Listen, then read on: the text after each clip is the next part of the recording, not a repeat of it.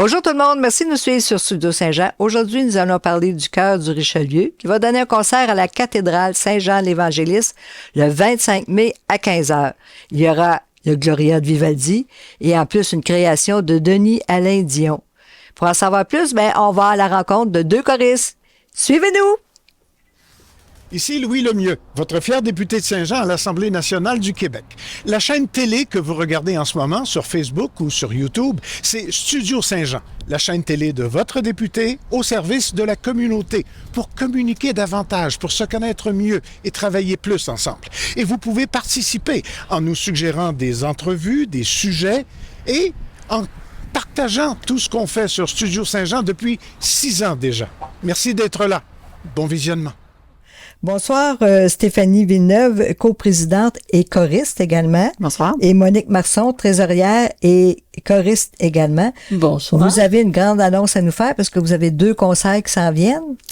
Oui, effectivement, c'est une année spéciale pour le chœur du Richelieu cette année parce qu'on a en fait, spécial pour plusieurs raisons, mais entre autres, on fait 3 représentations de notre concert cette année, ce qui est exceptionnel. D'habitude, on en a une seule.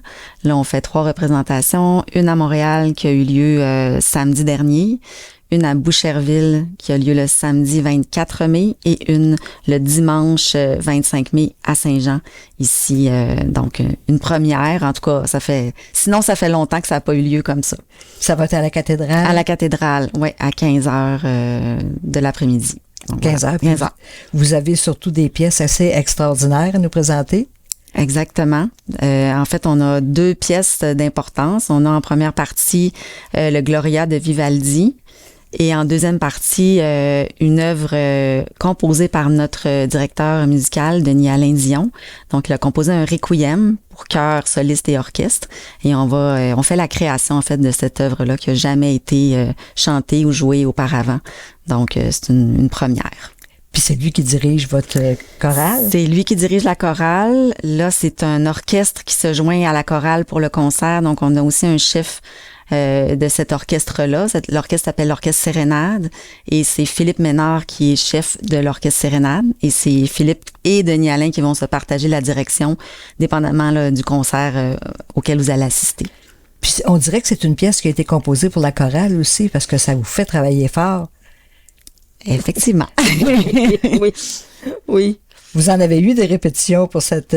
Ah oui, une fois par semaine depuis, mon Dieu... Janvier, c'est ça. Le début janvier, quand on a recommencé, une fois par semaine, tous les mardis soirs, à la résidence Samuel de Champlain, pendant 2 heures, et puis on chante. Vous êtes combien dans la chorale? On est une trentaine, 30-35 environ.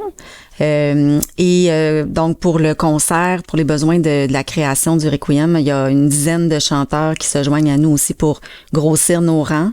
C'est le chœur Haddock, qui est une chorale qui est dirigée par Denis Alain Dion aussi, dans la paroisse Sainte-Famille de Boucherville. Oui, de Boucherville. Donc, ils viennent se joindre à nous pour la deuxième partie du concert, donc pendant laquelle on va jouer on va chanter le Requiem. Si on veut chanter avec vous, comment ça se passe? Vous êtes les bienvenus. Les hommes surtout, nous voulons des hommes, mais les femmes aussi, on ne les rejettera pas. Mais il suffit de se présenter en début de session, au mois de septembre.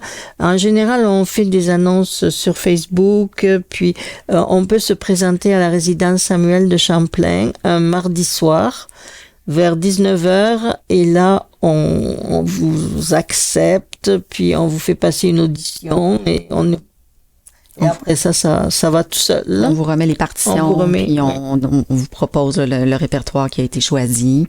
Il faut dire qu'aussi, ce qui facilite l'apprentissage des pièces, c'est qu'on fournit à chaque choriste aussi des bandes sonores pour apprendre chacune des voix aussi. Donc, en plus des partitions, on a aussi accès à ces bandes-là. Donc, chaque choriste chez eux pendant la semaine peut travailler, faire son propre travail personnel là, pour apprendre ses lignes musicales, pour arriver ensuite à la répétition du mardi avec le reste du chœur, puis être en mesure de chanter avec tout le monde. Tout le monde a pratiqué à la maison, donc après ça, on met la musique ensemble, puis on peut avancer plus vite de cette façon-là. De ce que je vois, vous aimez beaucoup la chorale, vous restez là longtemps. Oui. Est-ce que ça aide à prolonger la vie? Ça doit. Ça doit, parce que moi, ça fait bien 30 ans que j'y suis. Et puis, je continue. Ce chœur existe depuis 1952. J'ai vu que vous aviez des directeurs qui sont restés 30 ans. Mhm. Donc, Absolument. c'est stimulant, elle est là. Oui. Mais des gens ont peur d'entendre le mot classique, parce que c'est vrai que notre répertoire est classique. Mais au contraire, moi je trouve que plus c'est classique, plus c'est facile à chanter. Parce que le requiem de Monsieur Dion, qui n'est pas classique, qui est quand même assez musical, je veux dire, il n'est pas trop dissonant. Non, c'est ça. Mais il est quand même contemporain.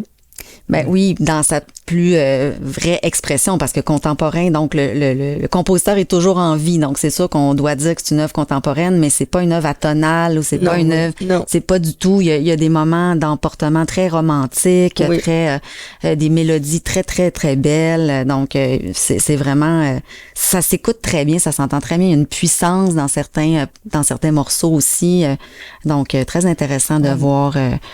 On passe de l'ombre à la lumière. C'est vraiment, au début, c'est très sombre parce qu'un requiem, c'est une messe des morts, en fait. Donc, puis progressivement, ça s'en va vers la lumière et ça se termine très, très doucement. Donc, on entend bien les voix aussi. Oui, absolument. On a des très bons solistes aussi.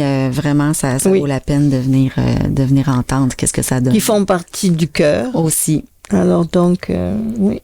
Puis vous êtes accompagné par l'orchestre? Oui, l'orchestre Sérénade, donc qui est un orchestre à cordes qui généralement font des concerts à Montréal ou sur la Rive-Sud. Mais encore une fois, pour la création du Requiem, il y a des instrumentistes avant qui se sont joints à l'orchestre à cordes, une harpe aussi. Donc c'est vraiment pour avoir une orchestration un peu plus diversifiée. Le nombre de musiciens, j'avoue, j'ai pas compté, peut-être une trentaine de musiciens aussi. À peu près une trentaine, oui. Une trentaine de musiciens, donc c'est ça. Fait que ça fait vraiment une masse sonore très très intéressante dans une acoustique aussi d'église là qui est très intéressante pour les voix, pour les cordes, pour tous les instruments. Donc vous avez toujours des billets en vente? Oui. On peut les acheter à la porte même? On peut les acheter à la porte et je pense qu'on a un site. Oui, il y a c'est en vente. Oui, c'est ça. Si vous allez sur le site du Chœur du Richelieu, il y a l'affiche de notre concert. En dessous aussi, c'est marqué le prix des billets et il y a une référence aussi. Si on clique là-dessus, on arrive directement sur une page qui nous permet d'acheter les billets directement sur Internet pour autant la représentation de Boucherville que la représentation de Saint-Jean. Ouais. Puis on peut faire des dons aussi? Oui. Bien Absolument. sûr. Oui, bien tout sûr. à fait. D'ailleurs, oui, nous avons aussi des commanditaires qui nous font des dons et on leur donne des billets de courtoisie. Oui. Plusieurs encourager la culture. Oui, exactement. C'est toujours bon. Oui, donc plusieurs commerçants de Saint-Jean, la ville aussi nous donne une subvention. Ce ne sont pas une subvention, mais ils participent aussi là, au concert. Et leur nom est dans le programme. Oui, tous les gens qui font des donations comme ça se retrouvent avec une publicité dans notre programme aussi. Donc, oui. Fait que, puis, est-ce que vous avez quelques petits mots pour l'histoire de la chorale? Qui a été créée en 1952. Je laisserai Monique parler de ça. Mais je n'étais pas là en 1952, remarquez bien. Moi, j'étais là avec le deuxième chef de chœur qui était Monsieur Gilles Roy.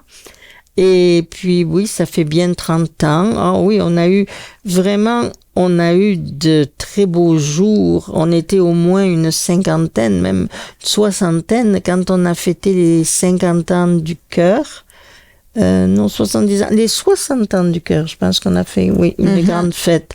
Les 60 ans du chœur, on était une bonne soixantaine de choristes.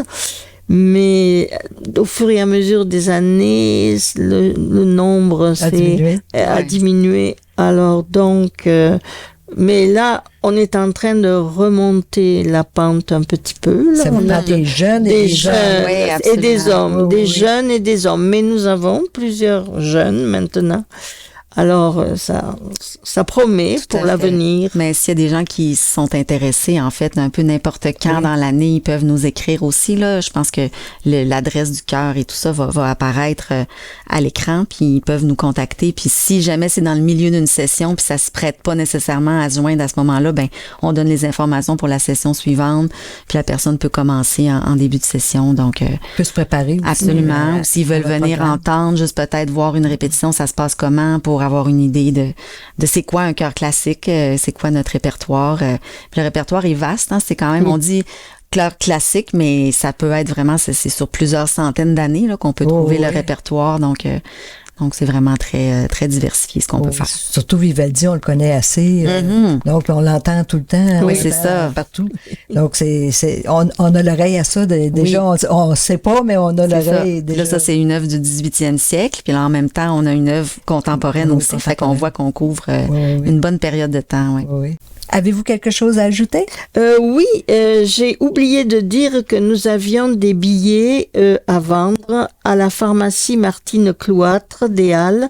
Alors les gens qui ont l'habitude d'aller là, peuvent se procurer aussi des billets avant de les avoir à la porte. Mais il y en aura toujours à la porte. Ben, merci beaucoup. Merci. Merci tout le monde. Merci. Surtout, n'hésitez pas pour acheter des billets. Vous voyez, il y a plusieurs endroits où vous pouvez le faire. N'hésitez pas à aller à ce concert-là où vous allez être émerveillés. Ici Lucie Crevier pour Studio Saint-Jean. À la prochaine.